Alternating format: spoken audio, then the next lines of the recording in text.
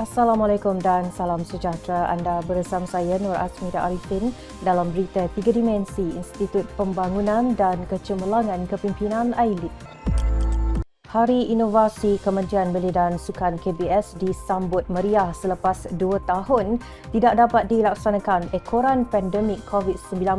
Yang berbahagia Datuk Jana Santiran Muniayan, Ketua Setiausaha Kementerian Belia dan Sukan dalam ucapannya ketika merasmikan program tersebut berkata komitmen kementerian adalah untuk terus memacu pembudayaan dan pemerkasaan inovasi kementerian ke peringkat yang lebih tinggi bagi memastikan inovasi yang telah dihasilkan dapat diterjemah dan bermanfaat kepada masyarakat dan kementerian.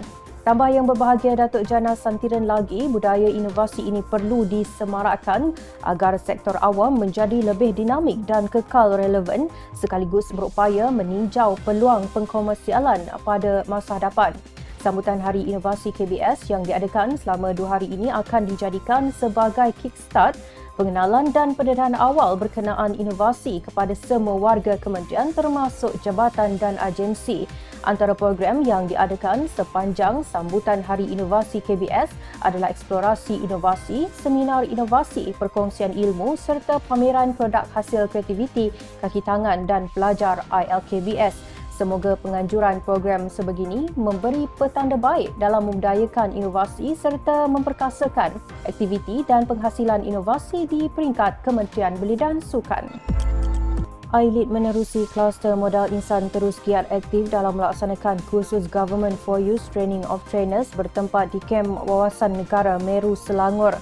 Menurut Yang Berusaha Encik Muhammad Hasri Muhammad Hazir, pengarah kluster modal insan AILID, program ini bertujuan untuk melahirkan anggota perkhidmatan awam yang menghayati peranan dan tanggungjawab serta meningkatkan nilai-nilai murni berkaitan pengurusan diri dan etika dalam membina negara bangsa di samping memperkukuhkan jati diri dan profesionalisme ke arah pembinaan modal insan yang patriotik. Tambah Encik Muhammad Khairul Azhar Awam, Ketua Kem Wawasan Negara Meru, Selangor, program ini juga dapat memperkukuhkan anggota perkhidmatan awam dalam melahirkan insan yang berilmu, berintegriti, melaksanakan amalan kerja terbaik, semangat sepasukan dan budaya keberhasilan serta bertanggungjawab untuk mencapai kesejahteraan diri dan organisasi. Menurut beliau lagi, penting bagi penjawat awam untuk menitik beratkan sektor perkhidmatan awam yang berperanan sebagai tulang belakang pelaksanaan dasar negara secara profesional demi kepentingan rakyat. Semoga pelaksanaan program sebegini dapat membentuk penjawat awam berpemikiran minda kelas pertama dalam membuat perubahan pembangunan dan pembentukan negara ke arah yang lebih komprehensif. Agenda pembangunan negara merupakan indikator yang penting dalam menentukan kejayaan sesebuah negara di mana usaha ini tidak terhad kepada mekanisme politik semata-mata bahkan turut melibatkan adunan elemen utama kenegaraan. Bertitik tolak mengenainya, AILID menerusi kluster kenegaraan telah melaksanakan bicara eksklusif dengan membicarakan topik berkaitan rukun negara. Relevankah ia pada masa kini yang melibatkan penyertaan pelajar dari Institut Pendidikan Guru Malaysia, Kampus Keningau Sabah, IPG Kampus Pulau Pinang dan IPG Kampus Darul Aman Jitra Kedah.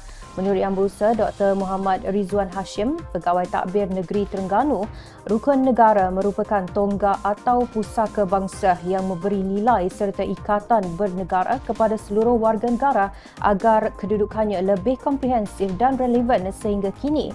Tambah beliau lagi, rukun negara turut menjadi safeguard atau pelindung yang dapat menjamin hak-hak rakyat pelbagai ras di negara ini sebagai pemangkin kestabilan dan kemakmuran negara.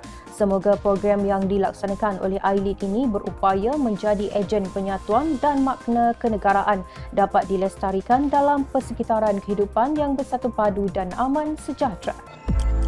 Saudara, masa akan terus berlalu. Apa yang penting ialah apa yang kita lakukan dengan masa yang kita ada. Ingatlah, masa lalu tidak dapat diubah tetapi masa depan dicipta pada hari ini. Sekian dulu dari saya. Terus ikuti kami di semua platform media sosial AILID.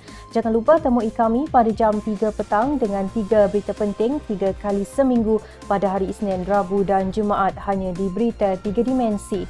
Saya Asmida Arifin. Assalamualaikum dan salam hormat.